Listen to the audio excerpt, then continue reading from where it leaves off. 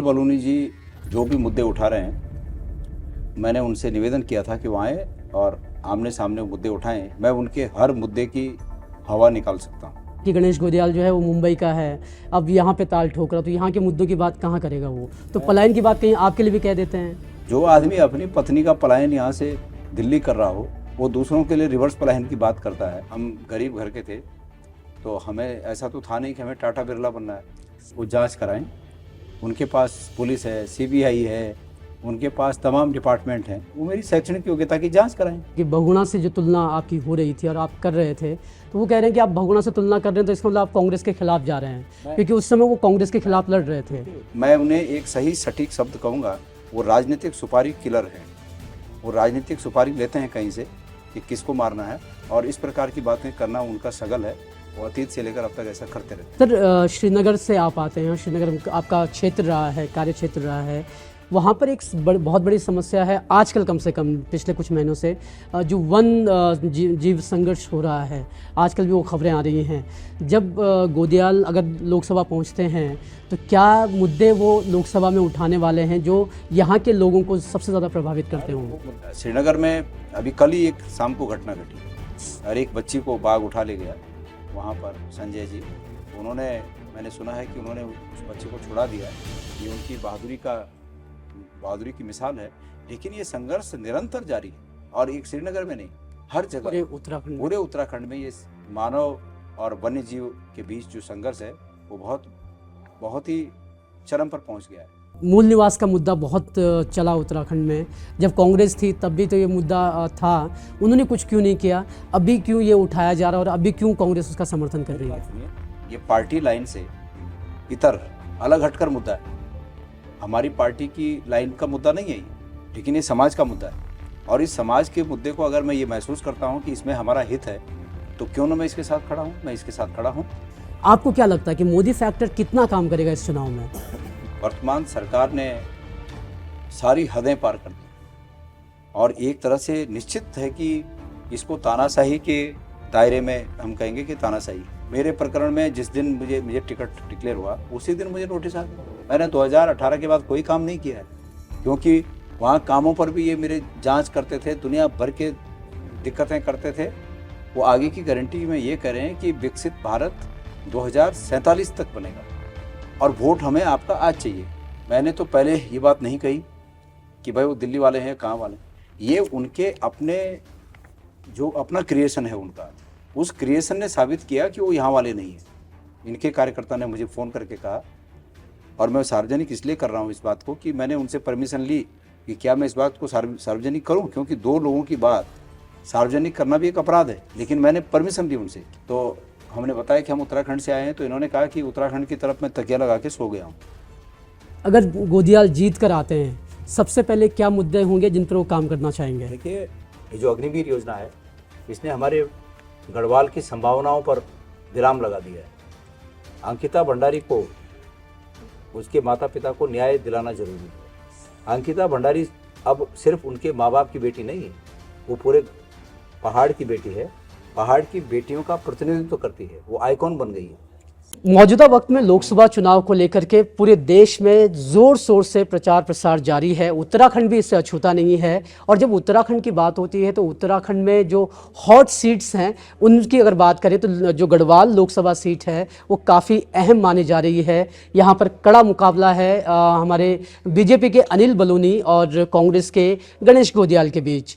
मुद्दे उत्तराखंड के, एक तरफ गणेश गोदियाल जो है अंकिता भंडारी का मुद्दा उठा रहे हैं, मूल निवास का मुद्दा उठाया जा रहा है, भू कानून का मुद्दा उठाया जा रहा है, और दूसरी तरफ जो अनिल बलूनी है वो मोदी की गारंटी पर ज़्यादा चुनाव लड़ते दिख रहे हैं, और वो भी कोशिश कर रहे हैं कि रिवर्स पलायन की वो बात करके लोगों से वोट जुटा सके। और दोनों ही नेता लगातार जो है पब्लिक के बीच पहुँच अपनी बात रख रहे हैं। खैर, आज हमें मौका मिला है गणेश गोदियाल जी से बात करने का, उनसे वो सवाल पूछने का जो आम जनता पूछना चाहती है। तो उन सवालों को लेकर के हम गणेश गोदियाल जी के साथ बैठे हुए हैं, और गणेश गोदियाल से आपके हर सवाल का जवाब लेंगे। सर, आपका बहुत बहुत स्वागत है। थैंक यू वेरी मच हमें टाइम देने के लिए। मुझे पता है आपके पास बहुत कम टाइम है, मैं कोशिश करूंगा कि कम टाइम में ज़्यादा सवाल मैं आपसे पूछ सकूं।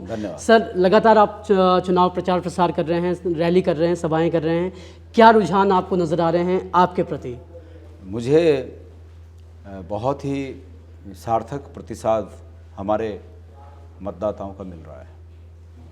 मैंने ये विश्वास मुझे पहले नहीं था कि लोग इतना बड़ी संख्या में निकल कर घरों से निकल कर जहाँ हमारी रैलियाँ हो रही आएंगे और मुझे इतना साथ देंगे, समर्थन देंगे। लेकिन लोगों के इस समर्थन से मेरा जो मनोबल है और मजबूत हुआ है और मुझे पक्का विश्वास है कि गढ़वाल के लोग इस समय एक मजबूत वकील के रूप में मुझे संसद भेजेंगे और आप मजबूती से बात भी रखेंगे उत्तराखंड की। सर एक चीज़ जो हम देख रहे हैं कि जो चुनावी प्रचार प्रसार हो रहा है, अनिल बलूनी जो है वो एक तो आपने जो उन्होंने रिवर्स पलायन की जो एक पहल शुरू की थी उसको, और प्लस मोदी जी का जो फैक्टर है कि 400 पार होगा, मोदी जी है ना, मोदी जी की गारंटी है, ये फैक्टर वो रख रहे हैं।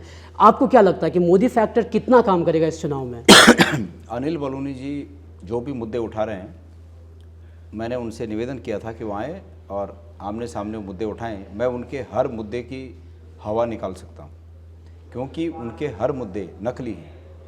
वो रिवर्स पलायन की जो बात करते हैं, आप ये मानिए कि जो व्यक्ति रिवर्स पलायन की बात करता हो वो खुद अपनी पत्नी को उत्तराखंड की सेवा में, जो उनकी पत्नी सेवा दे रही थी, नौकरी कर रही थी, अपनी पत्नी का पलायन उन्होंने उत्तराखंड से और दिल्ली कर दिया। तनख्वाह उत्तराखंड की ले रही हैं और ऑफिस दिल्ली में बैठ रही हैं। दिल्ली में उच्च शिक्षा विभाग का क्या कार्यालय है हमारा? तो जो आदमी अपनी पत्नी का पलायन यहाँ से दिल्ली कर रहा हो, वो दूसरों के लिए रिवर्स पलायन की बात करता है। देखिए, गांधी जी ने ये कहा था कि अगर किसी को उपदेश दो तो पहले उस उपदेश के अनुरूप खुद को ढालो। सर तो एक सवाल मैं आज बलूनी जी को, गांधी जी का वो उपदेश देना चाहता हूँ कि रिवर्स पलायन की बात आप करते हैं, पहले खुद का रिवर्स पलायन करो, बाद में रिवर्स पलायन की बात सोचो। तो सर लेकिन जब पलायन की बात आती है तो ये कहा जाता है कि गणेश गोदियाल जो है वो मुंबई का है, अब यहाँ पे ताल ठोक रहा, तो यहाँ के मुद्दों की बात कहाँ करेगा वो? तो पलायन की बात कहीं आपके लिए भी कह देते हैं। मेरी बात सुनिए, विपक्ष मेरे लिए अच्छा तो नहीं कहेगा, लेकिन ये यहाँ के लोगों को तय करना है कि मैं क्या हूँ, कैसा हूँ, कहाँ का हूँ। मैंने खुद ही ये बात कही कई बार कि भाई सन 78 में बहुत कम उम्र में मैं बेहतर जीवन की तलाश में मुंबई गया और 19 साल मैंने मुंबई में निकाले। मेरे परिश्रम से और कुदरत के आशीर्वाद से मुझे 2 पैसा देखने को मिला। हम गरीब घर के थे, तो हमें ऐसा तो था नहीं कि हमें टाटा बिरला बनना है। मेरे पैसे की जब धीत भर गई, मेरी इच्छा भर गई, तो मैं अपने गांव आया। मैंने अपने गांव में डेयरी फार्म खोला, मैंने अपने गांव में डिग्री कॉलेज खोला, इंटीरियर में राठ में डिग्री कॉलेज खोला। तो अगर मैं 19 साल बाहर रहकर अपने गांव के लिए कुछ करके लाया, तो ये तो मैंने अपने इलाके का ही फ़ायदा किया। अगर बीजेपी वाले मुझ पर ये आरोप लगाते हैं कि भाई तुम क्यों गए, तब तो हमारी मजबूरी थी। तो मैं आज बलूनी जी को पूछ रहा हूँ कि तुम क्यों गए? जब तुम्हारी पत्नी यहाँ नौकरी पे थी तो तुम क्यों दिल्ली चले गए? भाई तुम आज दिल्ली वाले हो, मैं तब था सन 78 से 98 तक मैं वहाँ वाला था, ये सच है। लेकिन 97 के बाद मैं यहाँ वाला हूँ, मेरा बचपन यहाँ गुजरा है, मेरी पढ़ाई यहाँ की है। बलूनी जी को ये पता नहीं होगा कि उत्तराखंड के प्राथमिक विद्यालय में मैंने उस समय शिक्षा ग्रहण की जब पार्टी पे घुट्टा लगाया करता था, पोछा लगाया करता था। सर आरोपों की बात कर रहे हैं, रविंद्र जुगरान जो हैं बीजेपी के नेता हैं और लगातार आप पर हमलावर हुए बैठे हैं। वो एक और बात उन्होंने कही है कि आप जो है मतलब आपकी जो शैक्षणिक योग्यता है उसमें बहुत ज़्यादा डिस्क्रिपेंसीज आ रही हैं। इस पर आप क्या कहना चाहेंगे कि क्या मेरी शैक्षणिक योग्यताओं की वो जाँच कराएँ। उनके पास पुलिस है, CBI है, उनके पास तमाम डिपार्टमेंट हैं, वो मेरी शैक्षणिक योग्यता की जाँच कराएँ। शैक्षणिक योग्यता की वो बात करते हैं तो पहले उनको माननीय प्रधानमंत्री जी के बारे में बोलना चाहिए, जिन्होंने एक बार खुद कहा था कि भाई मैंने तो 4वीं तक की पढ़ाई की और उसके बाद जब हलफनामा आया तो आया कि ग्रेजुएशन हुआ। तो हो सकता है भाई उन्होंने किया हो, कोई की शिक्षा की कोई उम्र थोड़ी होती है कि बचपन में ही हो। शिक्षा जब तक आदमी जीवित है तब तक शिक्षा ग्रहण कर सकता है। तो मेरे बारे में वो जांच करा लें और जांच करके मैं दोषी हूं तो मुझे सज़ा दें। सर एक और उन्होंने कहा, जो आप कह रहे थे कि बहुगुणा से जो तुलना आपकी हो रही थी और आप कर रहे थे, तो वो कह रहे हैं कि आप बहुगुणा से तुलना कर रहे हैं तो इसका मतलब आप कांग्रेस के खिलाफ जा रहे हैं, क्योंकि उस समय वो कांग्रेस के खिलाफ लड़ रहे थे। देखिए, कोई व्यक्ति, ये कोई राजनीतिक बंदिशें नहीं होती हैं कि मेरे आदर्श कौन होने चाहिए। मैं बहुगुणा जी से, स्वर्गीय बहुगुणा जी से तुलना मैं नहीं कर रहा हूँ, तुलना लोग कर रहे होंगे, तुलना करना मेरा अधिकार नहीं है। मैं ये कह रहा हूँ कि मैं उनके आदर्शों पर चलने की कोशिश करता हूँ, उनके पद चिन्हों पर चलने की कोशिश करता हूँ। किसी व्यक्ति को अपना आदर्श मानना और उस व्यक्ति से किसी की तुलना करना, ये दो भिन्न बातें हैं। तुलना लोग करते हैं और मैंने कहीं नहीं बोला कि मैं भगोड़ा जी की तुलना में हूँ कहीं, ये शब्द क्या मेरा है कहीं वाक्य? ये लोग करते हैं, ये देखने वाले करते हैं, ये तटस्थ लोग करते हैं तुलना। मैं तो उनके पद चिन्हों पर चलने की कोशिश करता हूँ। मैंने ये जरूर कहा कि किसी राजनीतिक शख्सियत का राजनीतिक वारिस ये आवश्यक नहीं है कि उसके परिवार का ही व्यक्ति हो। उस राजनीतिक शख्सियत का राजनीतिक वारिस कोई भी सामाजिक और राजनीतिक वो व्यक्ति हो सकता है कि जो उसके पद चिन्हों पर चलकर उसका अक्स जो दिख सके।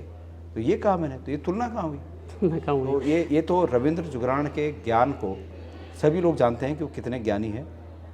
मैं उन्हें एक सही सटीक शब्द कहूँगा, वो राजनीतिक सुपारी किलर हैं। वो राजनीतिक सुपारी लेते हैं कहीं से कि किसको मारना है, और इस प्रकार की बातें करना उनका सगल है। वो अतीत से लेकर अब तक ऐसा करते रहते हैं। सर, ज़्यादा वक्त नहीं है आपके पास। आप जिन मुद्दों पर चुनाव लड़ रहे हैं, भू कानून, मूल निवास, अंकिता का मामला जो है, इनको आप कहीं ना कहीं अपने प्रचार में प्रमुखता से रख रहे हैं। इन्हीं मुद्दों पर एक तो निर्दलीय टीडी से उठे हैं और एक आपके क्षेत्र में है आशुतोष नेगी, जो इस मामले में जेल भी गए। सर, क्या लगता है आपको, कोई डेंट ये आपके और दूसरी पार्टियों के वोट पर डाल पाएंगे, या फिर कोई अपना मुद्दा जो है उसको रख सकते हैं? वो तो जो डालें कोई बात नहीं है। राजनीति में और लोकतंत्र में ये सबका अधिकार है कि वो चुनाव लड़ें। वो अपना चुनाव लड़ रहे हैं, मैं अपना चुनाव लड़ रहा हूँ, और इस बात की परवाह किए बिना कि कौन किसको डेंट डालेगा, मैंने ये कभी सोचा भी नहीं। मैंने आज तक ये भी नहीं देखा कि गढ़वाल ज़िले में कुल कितने सदस्य, कितने लोग जो है नॉमिनेशन किए हुए हैं, कितने लोग चुनाव लड़ रहे हैं, मैंने तो ये भी नहीं देखा। तो मैंने ये चिंता ही नहीं की कि कौन किसको डेंट डाल रहा है। मैं अपनी बात कहता हूँ, और मैं गीता के उस उपदेश को मानता हूँ कि कर्मण्येवाधिकारस्ते मा फलेषु कदाचन। मैं अपना कर्म करता हूँ और बाकी उसका फल देना ये जनता के हाथ में है, ईश्वर के हाथ में है। ईश्वर के हाथ में है। सर, श्रीनगर से आप आते हैं, श्रीनगर आपका क्षेत्र रहा है, कार्य क्षेत्र रहा है। वहाँ पर एक बहुत बड़ी समस्या है आजकल, कम से कम पिछले कुछ महीनों से, जो जीव संघर्ष हो रहा है। आजकल भी वो खबरें आ रही हैं।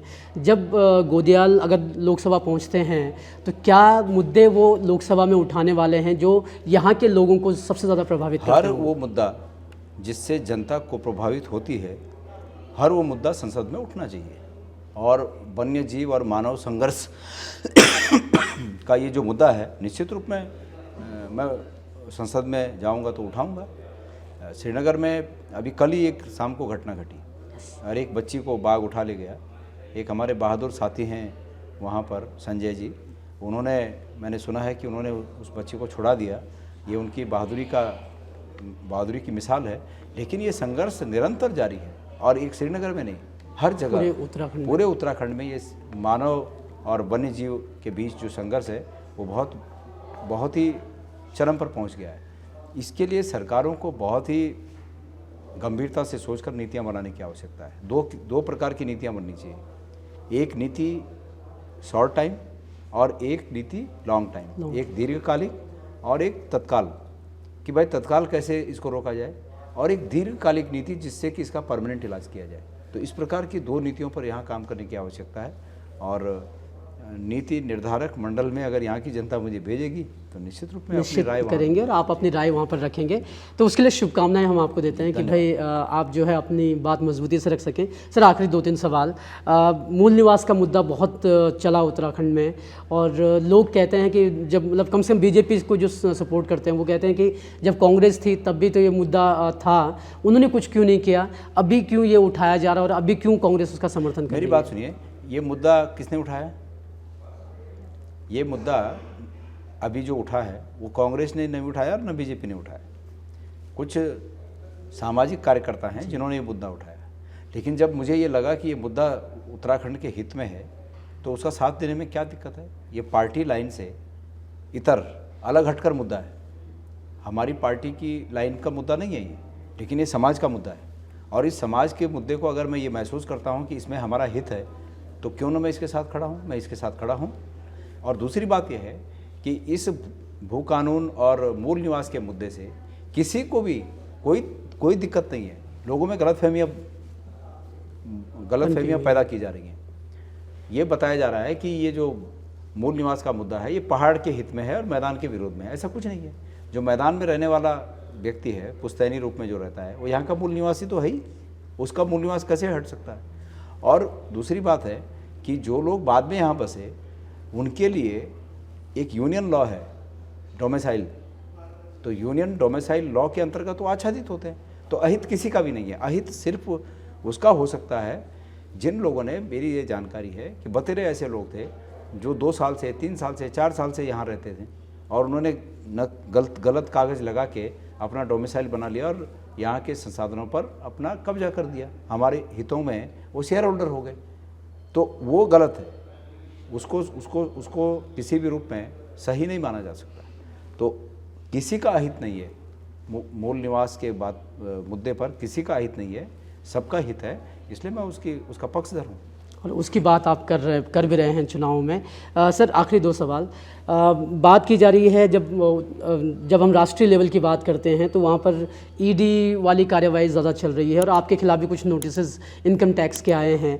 कितना आप मानते हैं कि क्या ये केंद्र की सरकारों का एक रवैया ही रहता है कि विपक्ष को इस तरह डराया जाए, या फिर ये सरकार इस तरह जा रही है? सरकारों का नहीं कहता, लेकिन वर्तमान सरकार ने सारी हदें पार कर दी हैं और एक तरह से निश्चित है कि इसको तानाशाही के दायरे में हम कहेंगे कि तानाशाही है।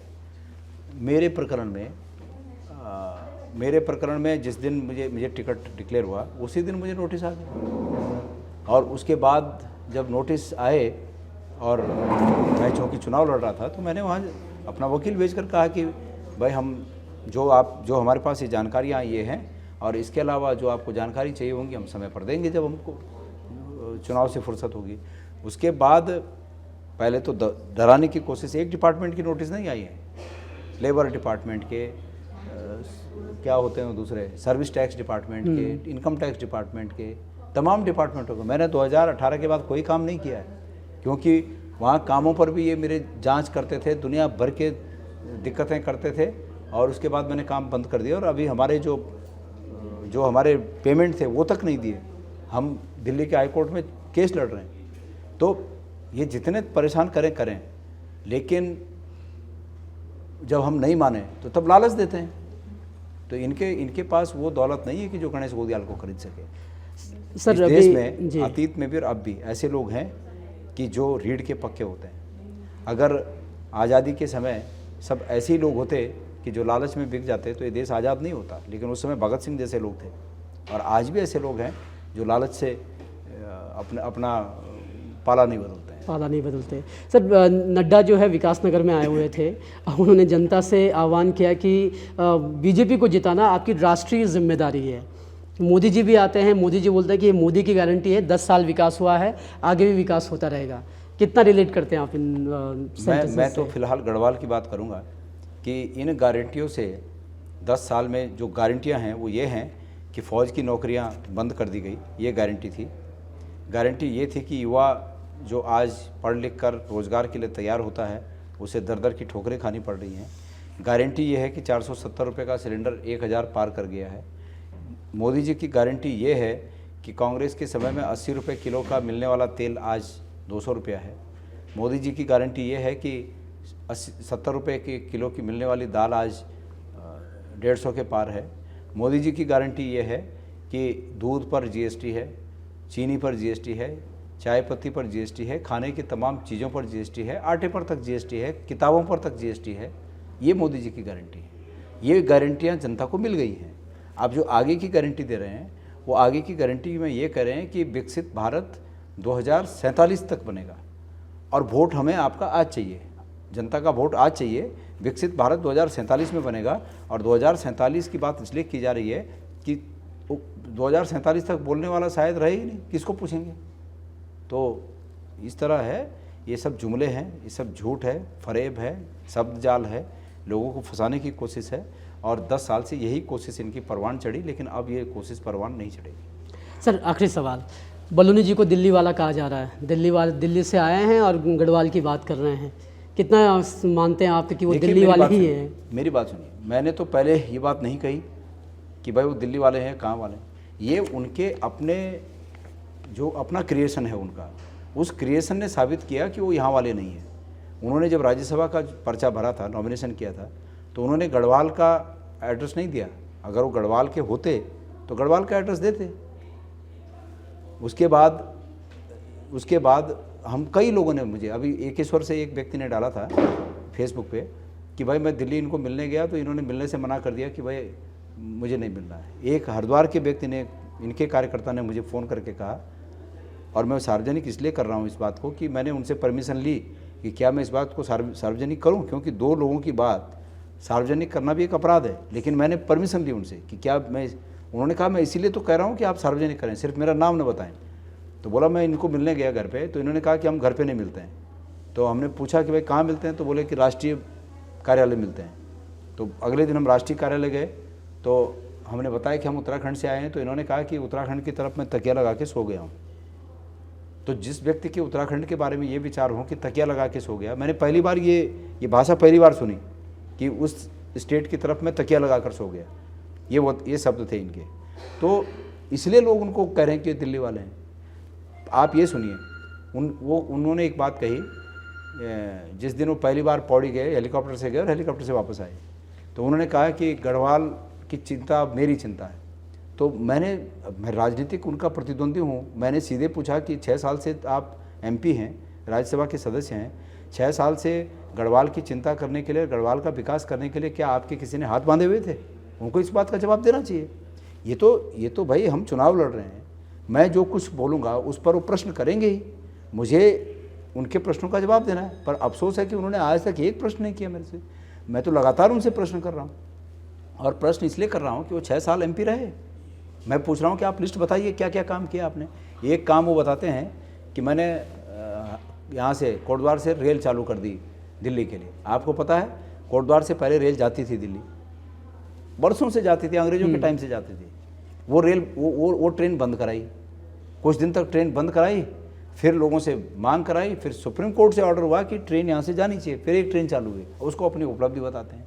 आपको दूसरी बात बता दूँ आपको, रामनगर से लेके और मरचुला जाने के लिए जो NH 121 है, उस पर कई जगह रपटे हैं और उनमें बरसात में कई लोगों की जान जाती है। तो इन्होंने कहा कि मैंने वहाँ पुल स्वीकृत करा दिए। 7 साल से खड्डे खोदे हुए हैं, 7 साल हो गए, 7 साल से खड्डे खोद के जहाँ का तहाँ काम है। तो इनके काम तो ऐसे काम है। मैं ये कह रहा हूँ कि वो बताएं, लिस्ट दें कि सांसद रहते हुए उन्होंने क्या क्या किया। और तो छोड़िए, सांसद रहते हुए अपनी सांसद निधि खर्च नहीं की, फुर्सत कहाँ है इनको। तो ये सारे सवाल बनते हैं, ये सारे सवाल बनते हैं और इसीलिए उनको लोग दिल्ली वाला कहते हैं। सर समाप्त करेंगे इस इंटरव्यू को। अगर गोदियाल जीत कर आते हैं, सबसे पहले क्या मुद्दे होंगे जिन पर वो काम करना चाहेंगे? देखिए, मैं जीत के आऊँगा तो सबसे पहला तो तात्कालिक रूप में मुझे अग्निवीर के खिलाफ लड़ाई लड़नी है। ये जो अग्निवीर योजना है, इसने हमारे गढ़वाल की संभावनाओं पर विराम लगा दिया है। मैं जब सुबह सुबह कभी भी इधर उधर जाता था या शाम को जाता था, तो हमें जवान लड़के, बच्चे दौड़ते हुए दिखते थे और पूछते हैं तो कहते हैं कि हम फौज की तैयारी कर रहे हैं।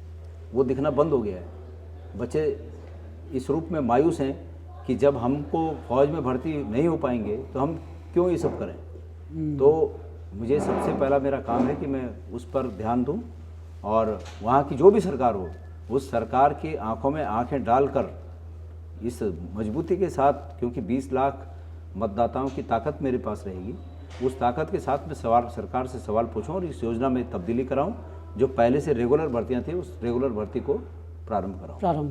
तो एक तो पहला काम ये है। अंकिता भंडारी को, उसके माता पिता को न्याय दिलाना जरूरी है। अंकिता भंडारी अब सिर्फ उनके माँ बाप की बेटी नहीं है, वो पूरे पहाड़ की बेटी है। पहाड़ की बेटियों का प्रतिनिधित्व करती है, वो आइकॉन बन गई है।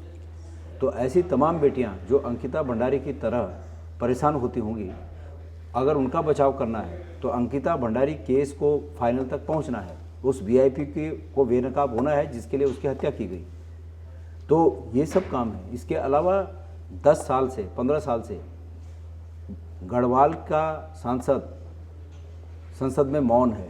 मुझे उस मौन को तोड़ना है और मैं ये मानता हूँ कि अगर जनता ने मुझे अपना आशीर्वाद दिया तो मैं ये जिन बातों को कह रहा हूँ उनको बखूबी करूँगा। बखूबी करूंगा। आपका बहुत चलिए, बहुत आपको धन्यवाद। शुभकामनाएं सर धन्यवाद। कि आपके हिस्से में रिजल्ट आए। तो इसी के साथ ये थे गणेश गोदियाल जी, और हमने कोशिश की कि आपके सवालों का जवाब इनसे लिया जाए। तो इसी के साथ इस इंटरव्यू को यहीं पर ख़त्म करते हैं। नमस्कार।